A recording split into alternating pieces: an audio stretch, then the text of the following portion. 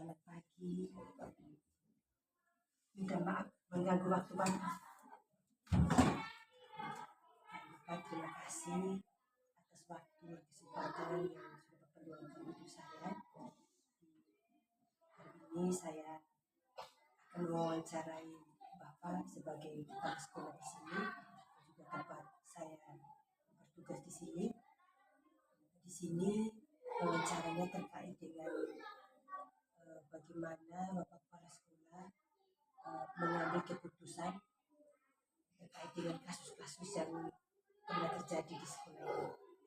Jadi tujuan pembelajaran khusus dari CGP bahwa CGP itu dapat melakukan suatu analisis atas penerapan proses pengambilan keputusan berdasarkan pengetahuan yang telah kami pelajari tentang berbagai paradigma prinsip pengambilan dan pengujian keputusan di sekolah.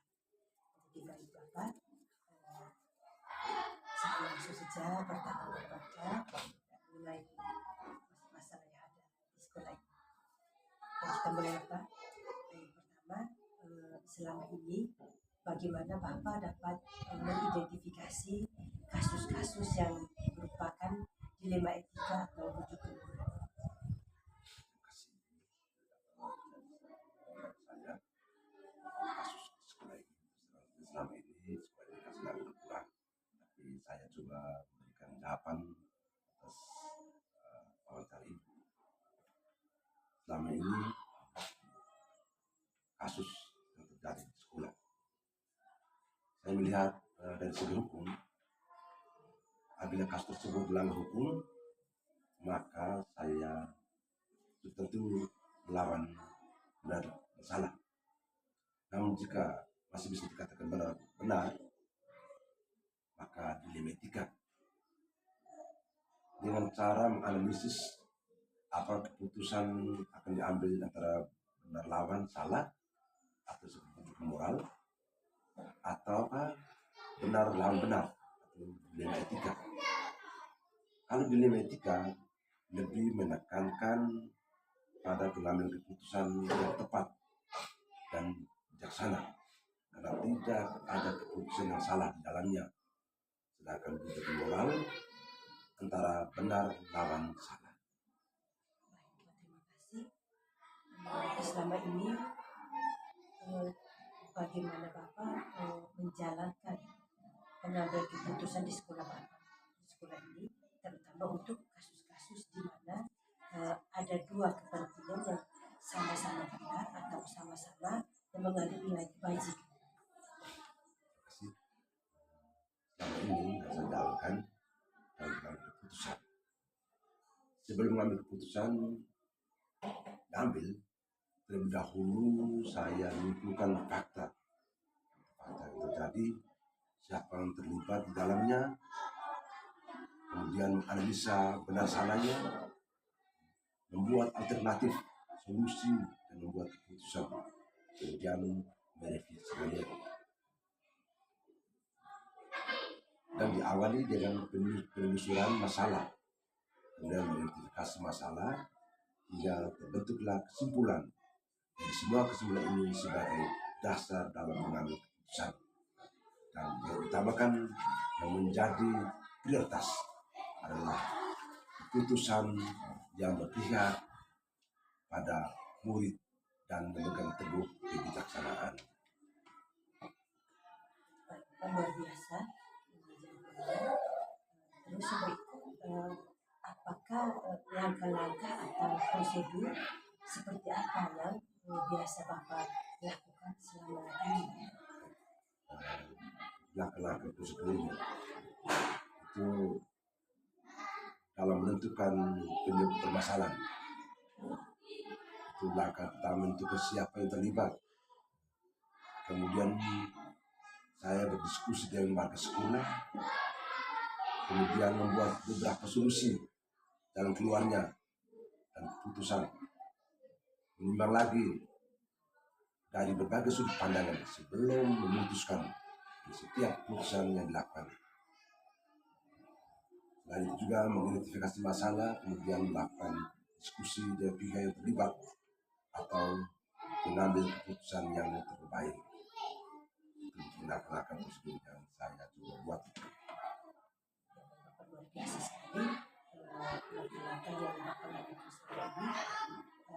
Dan bisa ada hal-hal apa saja yang selama ini Bapak anggap efektif dalam pengambilan keputusan pada kasus-kasus yang berhubungan dengan dilema etika. Hal-hal yang sangat efektif dalam keputusan, yakni dengan menelaah siapa yang terlibat, kemudian sifat urgen kasus dilema, dan pengambilan alternatif diskusi.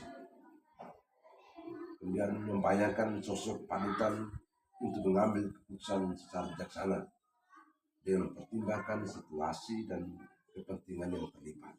Itu mungkin hal yang sangat efektif dalam keputusan.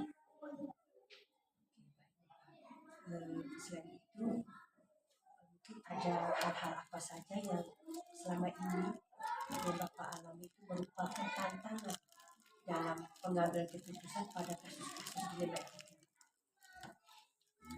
Tantangan yang sering saya alami dalam keputusan itu mencari keputusan yang terbaik, karena keduanya merupakan masalah yang sama-sama benar. Tapi menyangkut kasus dilema etika yang harus menguntungkan kedua belah pihak, tidak hanya sebelah pihak. Dan di saat keputusan diambil bertentangan dengan keputusan dari pihak yayasan, tantangan. Sering keputusan diambil terkadang melanggar prinsip keadilan bagi anggota lain, karena seolah-olah seperti ada perlakuan yang istimewa bagi pihak-pihak dalam pengambilan keputusan. Baik Bapak, terima kasih banyak, luar biasa. Selain itu, apakah Bapak memiliki sebuah tata cara atau jadwal tertentu dalam sebuah penyelesaian kasus dilema etika? Dan apakah Bapak langsung menyelesaikan di tempat ataukah Bapak memiliki sebuah jadwal untuk menyelesaikannya? Bentuk atau prosedur seperti apa yang Bapak jalankan?